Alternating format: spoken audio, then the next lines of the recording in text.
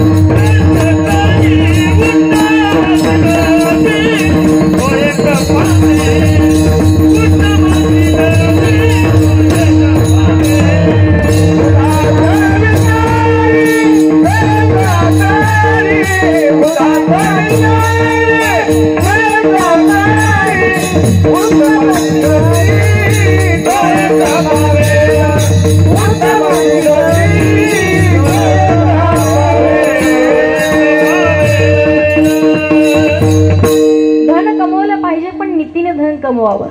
आणि नीतीने पहा, धन कमवत असताना सुद्धा जागा राहायचंय. तेच धन दान देताना सुद्धा जागा राहायचंय. दान देत असताना पहा, तुम्ही जर पैसा दिला, तुम्ही जर वस्त्र दिले तर माणसाच्या अपेक्षा वाढतात, पण दानात दान सर्वात श्रेष्ठ दान कोणतं असेल तर ते अन्नदान आहे. अन्नदाने दृढायुषी उदकदाने सदा सुखी मंदिर दानी भुवन पालखी सुपरिमल उपचार. अन्नदान करावं. कारण पहा, तुम्ही जर एखाद्या व्यक्तीला ज्याला भूक लागली, तुमच्या परिस्थितीनुसार तुम्ही त्याला चटणी भाकरी खाऊ घाला. एकदा का त्यानं आनंदाने ढेकर दिला, नंतर गुलाबजामची वाटी जरी समोर मांडली ना तरी ते खात नाही. का? सांगतो की ताई आता पोट भरलंय. सर्वात पूर्ण दान कोणतं असेल तर ते अन्नदान आहे. ते माणसाने केलं पाहिजे. नाही कुठं दान करणं झालं, तीर्थक्षेत्रावरती गेलं, 5,000 10,000 स्वतःच्या हातानं दान करावं. काही मंदिराच्या समोर काही तीर्थक्षेत्रात लोक बसलेले असतात. आंधळ्या पांगळ्याचा एक विठोबाचा दादा 10 रुपये तरी द्या ना. तुम्हाला दया येते, खिशातून पॉकेट काढणार आणि 100च्या ऐवजी 200 रुपये तुम्ही त्याला देता, त्याच्या टोकरीत टाकता. ते 200 रुपये घेतं आणि कुठेतरी जाऊन 2-3 घेऊन येतं. काय अर्थ आहे का तुम्ही दान दिल्याचा? मला सांगायचं काय तुम्हाला, ज्याला तहान लागली त्याला 2 घोट पाणी पाजा आणि ज्याला भूक लागली त्याला अर्धी भाकरी आनंदाने खाऊ घाला. भगवान परमात्मा तुमच्यावरती कृपा केल्याशिवाय राहत नाही. माणसानं दान करताना जागं राहावं. जागं करण्याचा प्रत्येक जण प्रयत्न करतात. आई जागं करते पण कशासाठी? शाळेत जाण्यासाठी. पत्नी जागं करते कशासाठी? कामावर जाण्यासाठी. लेकरं बाळ जागी करण्याचं काम करतात कशासाठी? त्यांचं काहीतरी हित आहे, बाबा मला हे पाहिजे, बाबा मला ते पाहिजे. पण साधू संत जे जागं करण्याचं काम करतात ना, जीवनाचं हित होण्याकरिता. म्हणून हित ते करावे देवाचे चिंतन, हित ते करावे देवाचे चिंतन. करून या मन शुद्ध व्हावे. मनच का शुद्ध करावं? मन हे चंचल चपळ जाता येता, म्हणून मन हा मोगरा अर्पुनी ईश्वरा पुनरती संसारा येणे नाही. मनरती पुष्प भगवंताच्या चरणावरती समर्पित करायचंय. बऱ्याच जणी महिला मंडळ देहाने इथं बसल्यात, पण बऱ्याच जणीचं मन घरी जाऊन आलं असेल. काही जणी इथं बसल्यात पण बऱ्याच जणीचं मन घरी जाऊन झोपलंही असेल. एक बाई पहा तुम्हाला सांगते, 75 वर्षाची म्हातारी होती. अर्ध्या कीर्तनात उठली नाशी करायची. म्हटलं आजी काय झालं? आजी म्हणे ताई कुलूप लावलं घराला पण कुलपाला झटकाच नाही दिला. जरा झटका देऊन पाहते म्हणे लागलं की नाही. इथं मला सांगायचंय, देहाने इथात मन इथं नसेल तर अर्थ नाहीये. आपलं मन सुद्धा इथेच असावं लागतं. त्याच्या पुढे सांगू तुम्हाला, जीवनाचं नेमकं हित कशात हे कळालं पहा. साधू संतांना कळालं. भगवान गोपाल कृष्ण अखंड ज्यांनी नामचिंतन करावं अशा गोपिका होत्या. द्रौपदी मातेला स्वतःच हित कळलं. संत मीराबाई, संत जनाबाई, संत मुक्ताबाई, संत बहिणाबाई आदी करून जेवढी संतांची मानली आली आहे, प्रत्येक संताला स्वतःच हित समजलं. मी हिताच्या ठिकाणी जागे होते, जागा राहण्याचा प्रयत्न केला. म्हणून तर हरणे माझे हरिले चित्त आणि भार नित्य विसरले. आपल्या चित्ताचे एवढ्या सहजासहजी हरण होतं का कधी? तुम्हाला जर विचारलं तुमच्या चित्तात परमार्थ की प्रपंच आहे, काय सांगाल? बोला ना. तुमच्या चित्तात प्रपंच की परमार्थ?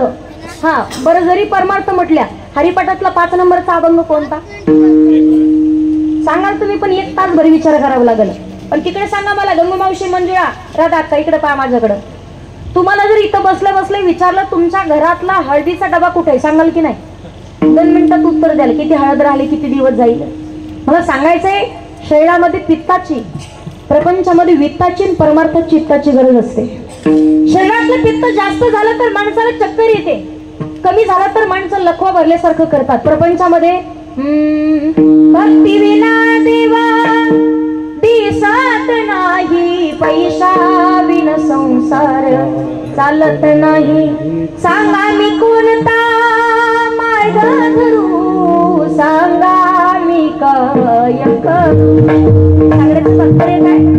प्रपंचामध्ये वित्ताची गरज आहे, तशीच परमार्थामध्ये चित्त जर नसेल तर चित्त नाही नामी तर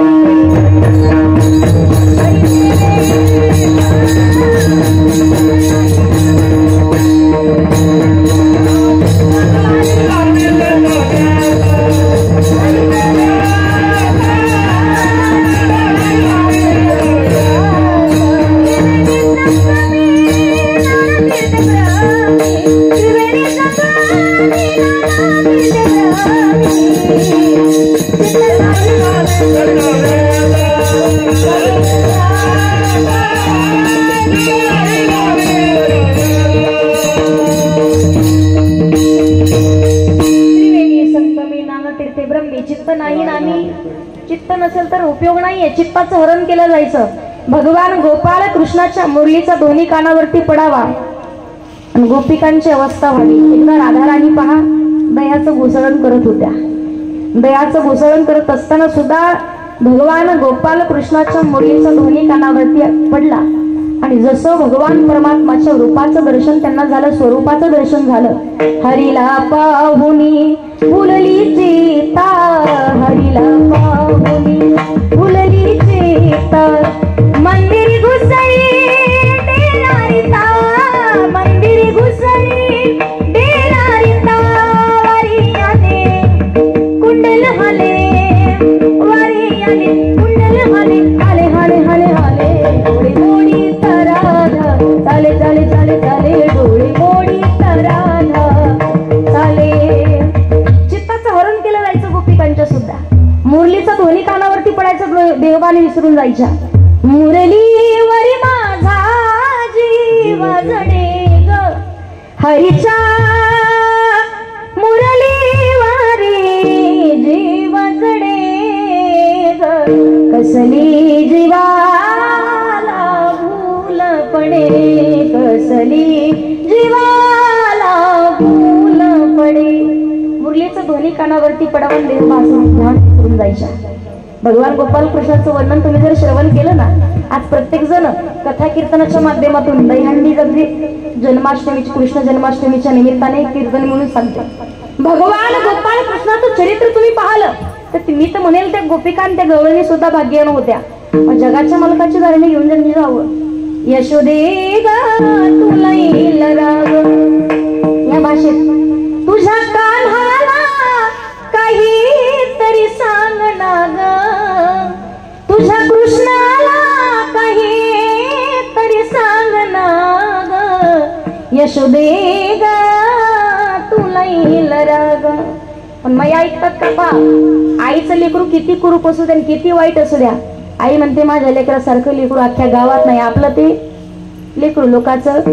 मैया म्हणतात 5 वर्षाचे माझे बाळ गे, अंगणी खेळे खेळ, कालटकाची घेता आळगे, तुम्ही मोठ्या ढाल गजागे, तुम्ही 12 घरच्या 12 गे. येरगीच्या म्हणा ना, लेकरू किती काही वाईट असू द्या, पण आई त्या लेकराचं कौतुक केल्याशिवाय राहत नाही. एक गवळण म्हणे लाला माझ्या घरी दाखव तुला बांधून टाकते. भगवंत खोड्या करणं चालू झालं.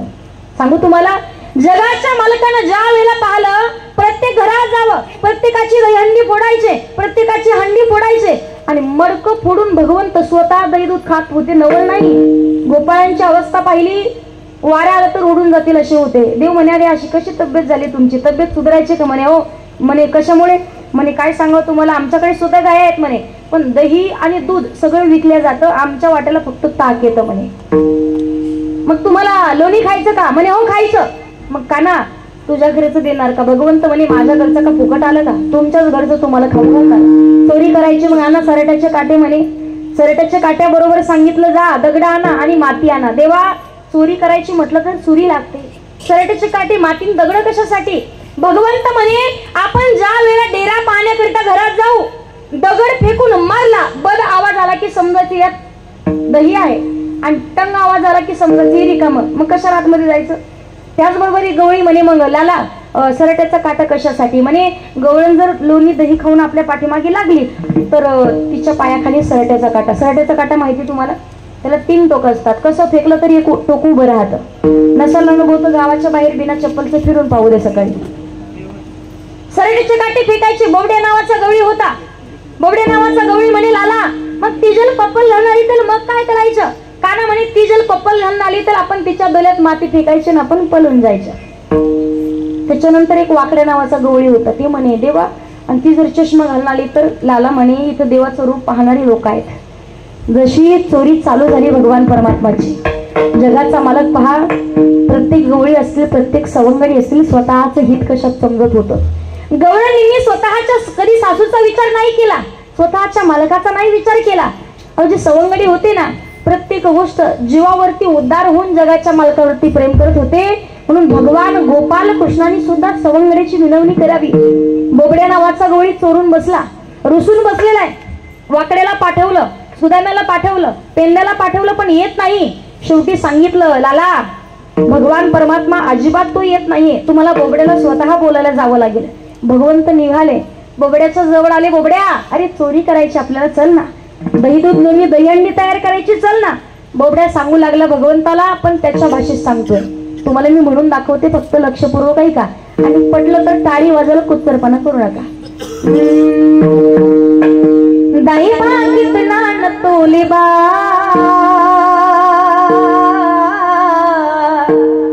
दाई मागित नान तोले बा, आम्ही नाही नाही नाही नाही तुझ्या संग येणार, आम्ही नाही नाही नाही नाही तुझ्या संग येणार, आम्ही नाही नाही नाही नाही तुझ्या संग येणार, आम्ही नाही नाही नाही नाही तुझ्या संग येणार, आम्ही नाही नाही नाही नाही तुझ्या संग येणार, आम्ही नाही नाही नाही नाही तुझ्या संग येणार.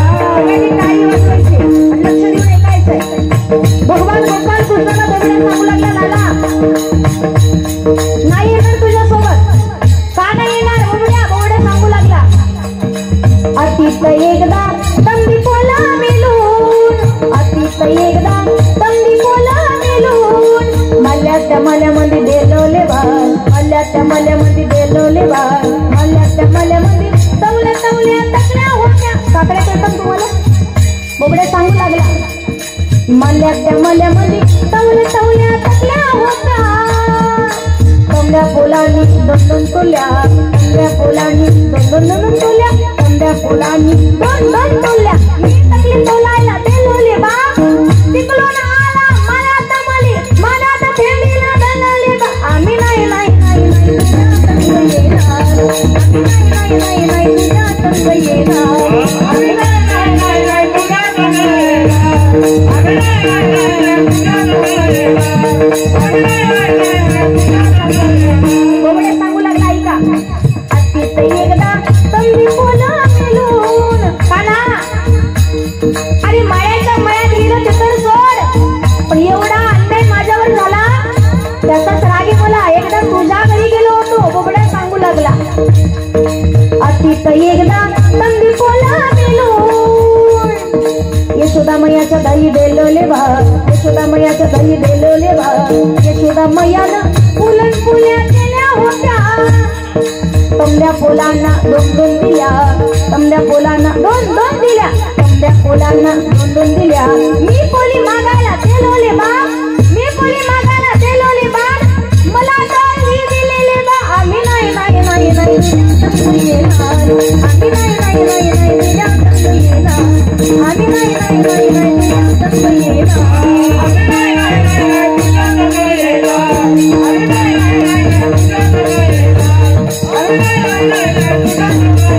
कृष्ण भगवान दाई बा कितना न तोली बा. आम्ही नाही नाही नाही नाही तुझ्या तंग येणार. काय वाजलं का तुम्हाला पैसे द्यायचे का? आल्यापासून पाहते मी तुम्हाला माझी भाषा कळते ना. हो राधा तिकडे गंगू मावशी भाषा कळते माझी, तुम्हाला भाषा कळते ना. मराठीच बोलते ना मी.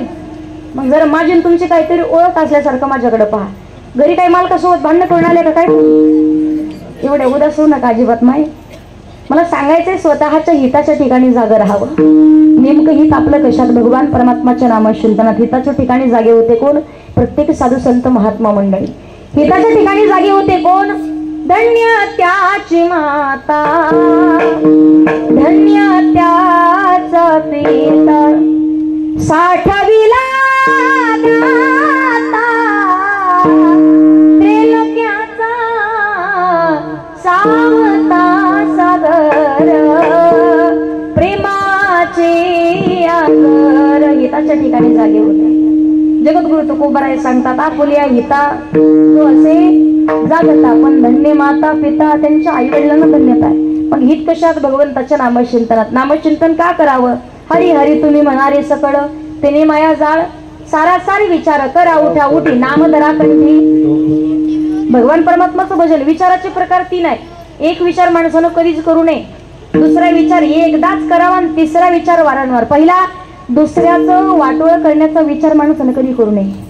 कित्येक जणी महादेवाला नवस करताना पाहिलेत मी महिला मंडळ. शेजाऱ्याचं वाटोळ होऊ दे, याची दान देगा देवा, शेजाऱ्याला रोग व्हावा, त्याचा बंगला माझा व्हावा. बरोबर की नाही?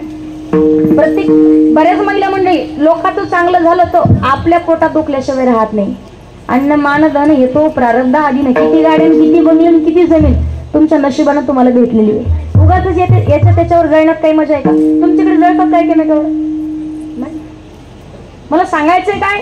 द्यायचं किती घ्यायचं किती हे भगवान परमात्माच्या हातात आहे.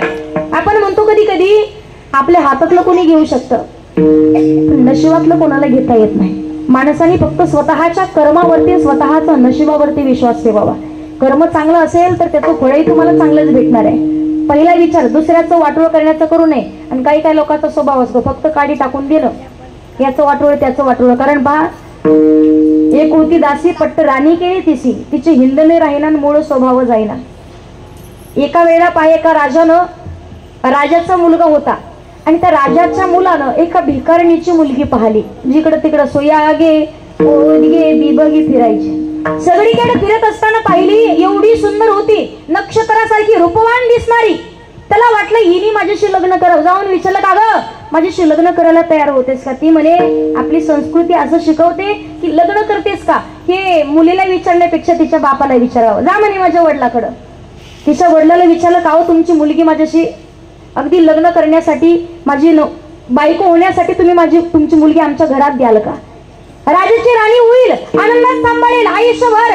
तो म्हणे आमची गरीबाची मजा तर करत नाही तुम्ही, टिंगल टवाळकी करू नका म्हणे, आमची मजा घेऊ नका म्हणे. खरं सांगतोय तुमच्या मुलीचं माझ्याशी लग्न लावून द्या. ठरले. 1 महिन्यापासून लग्नाची तयारी चालू होती. रस्ते काय, मंडप काय, सगळ्या दारावरती घरावरती फुलांचे हार होते, दारात रांगोळी काढलेली.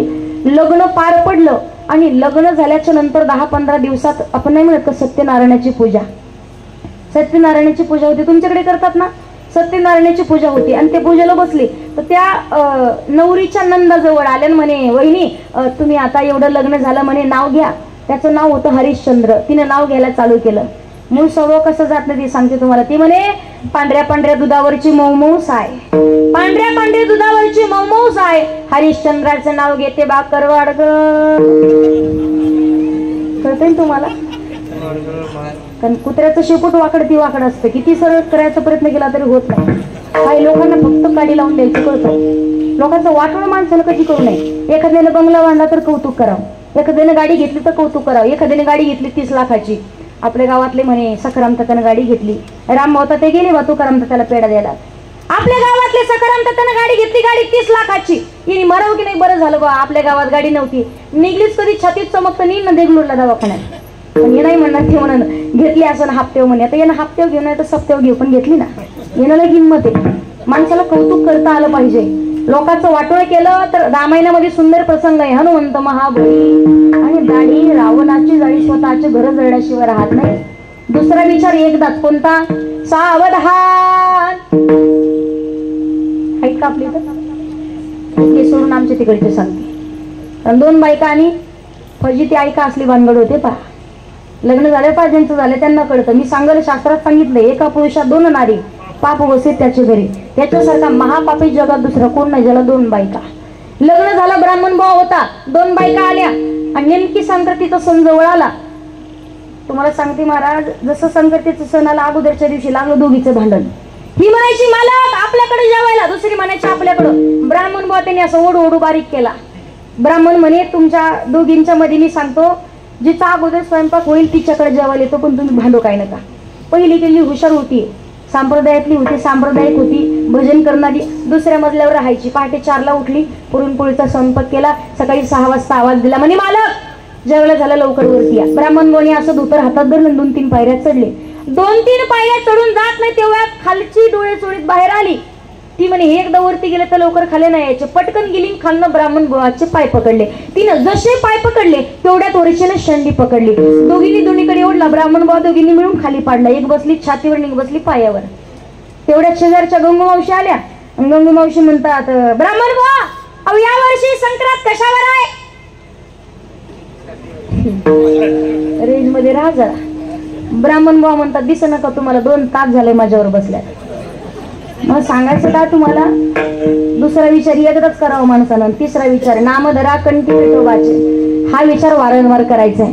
का करावं नामचिंतन? मौलिक ज्ञानोबाराय सांगतात, ज्ञानदेव पुसे निवृत्तीशी चाड आणि गगनाहुनी वाढ नाम आहे.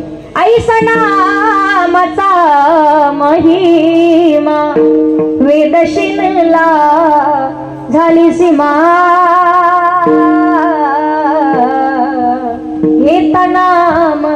घेता नाम विठोबाचे पर्वत जळती पापाची. तेच नाम मुखात नसेल ना मविन मुख आणि सर्पाची ती बीड. कंठात नामचिंतन असावं. तेही योग्य वेळेत करायचं. का? विश्वातलं सर्व सुख प्राप्त होईल म्हणून. नाम तुझे घेता देवा होई समाधान.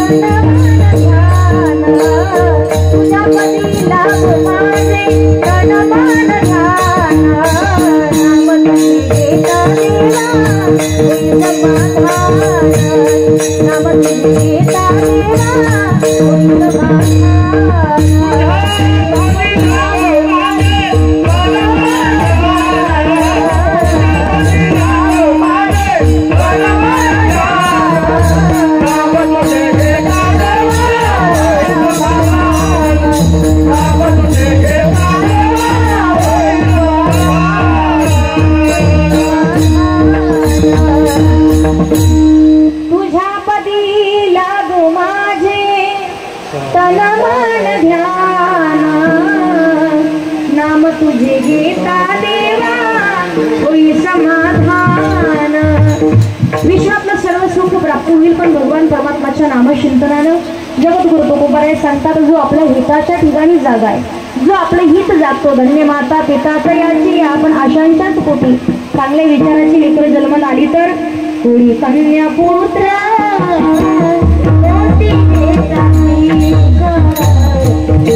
कन्या पुत्र